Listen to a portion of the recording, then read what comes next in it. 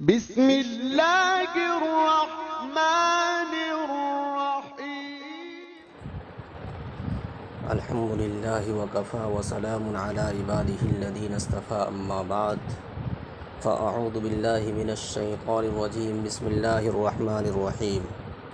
الحج اشہر معلومات، فمن فرض فیہن الحج فلا رفث ولا فسوق ولا جدال فی الحج، وما تفعلوا من خیر یعلمہ اللہ، وتزودوا فإن خیر الزاد التقوی واتقون یا اولی الالباب۔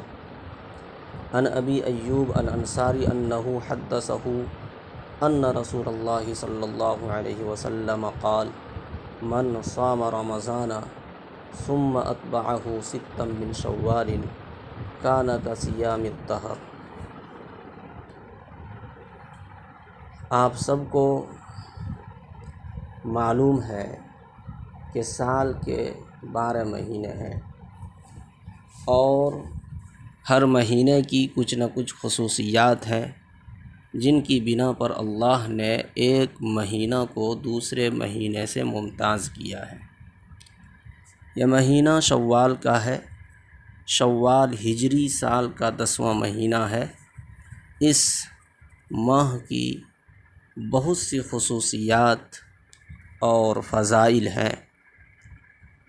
ان میں سے ایک اہم خصوصیات یہ ہے کہ اس کی پہلی تاریخ یعنی یکم شوال کو مسلمانوں کی 2 شرعی عیدوں میں پہلی عید یعنی عید الفطر کا دن ہونے کا شرف حاصل ہے۔ یہ دن در حقیقت روزہ دار کے انعام و بخشش کا دن ہے۔ رمضان المبارک کا مہینہ در حقیقت ٹریننگ، تربیت اور امتحان کا مہینہ تھا، اور عید کا دن اسی امتحان میں کامیابی پر انعام لینے اور خوشی منانے کا دن ہے۔ خیر، اب رمضان کا مہینہ ختم ہو کر یہ شوال کا مہینہ چل رہا ہے، لیکن رمضان کے ساتھ روزہ ختم نہیں ہوا، اس لیے کہ روزہ رمضان کے ساتھ خاص نہیں ہے۔ دوسرے مہینوں میں بھی روزہ ہے، بلکہ پورے سال میں 5 دن چھوڑ کر کسی دن بھی روزہ رکھ سکتے ہیں۔ پورے سال میں 5 دن یعنی عید الفطر، یکم شوال کو روزہ رکھنا شرعاً منع ہے، اور ذی الحجہ میں 4 دن یعنی 10 ذی الحجہ سے 13 ذی الحجہ تک روزہ رکھنا منع ہے۔ ان دنوں کے علاوہ کبھی بھی روزہ رکھ سکتے ہیں۔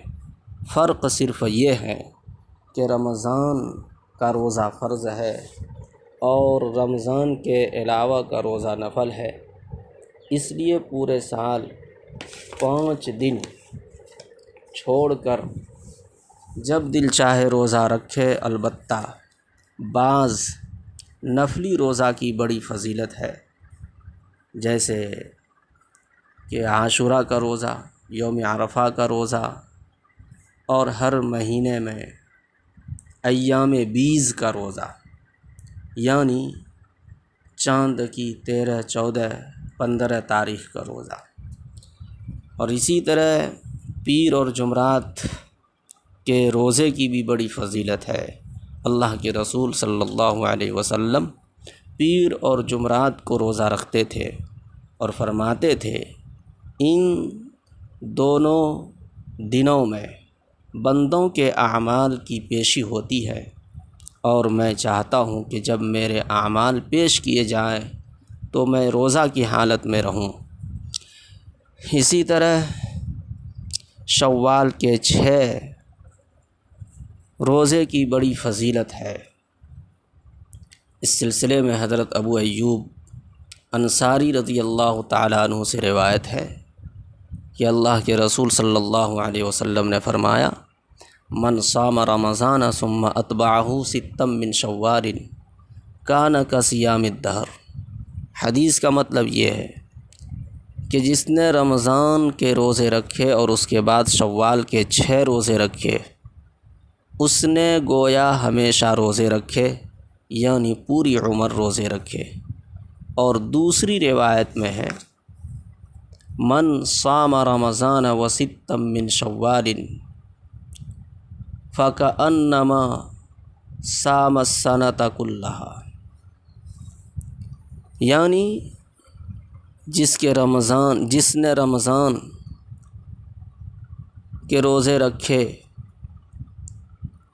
اس کے بعد شوال کے 6 روزے رکھے، گویا اس نے پورے سال روزے رکھے۔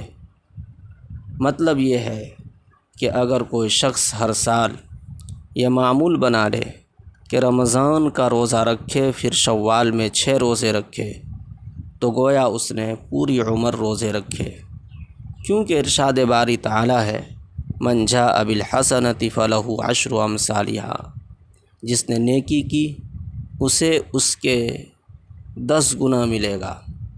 اس واسطے 1 مہینے کا روزہ 10 ماہ کے برابر ہو گیا اور 6 دن کے روزے 2 ماہ کے برابر ہوئے۔ اس طرح 12 ماہ یعنی مکمل 1 سال کے روزے رکھنے کا ثواب ملے گا۔ اب سوال یہ ہے کہ کیا ان 6 روزوں کو لگاتار ہی رکھنا ضروری ہے؟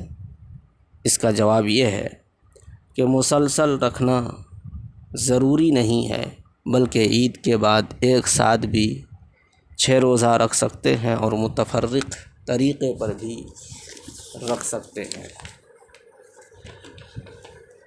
شوال کے 6 روزوں کی فضیلت آپ نے سنی۔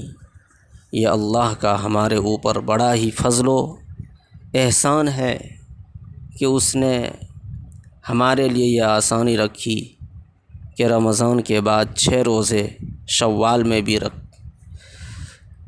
رکھ لیں تو ہمیں پورے سال کا ثواب مل جائے۔ اس واسطے اللہ کے اس فضل و کرم سے ہمیں استفادہ کرنا چاہیے اور یہ سنہرا موقع ہاتھ سے نہیں جانے دینا چاہیے۔ ماہ شوال کی ایک فضیلت یہ بھی ہے کہ اس کا شمار اشہر حج میں ہوتا ہے۔ حج کے مہینوں کی ابتدا شوال سے ہوتی ہے۔ اللہ ہم سب کو عمل کی توفیق عطا فرمائے، آمین۔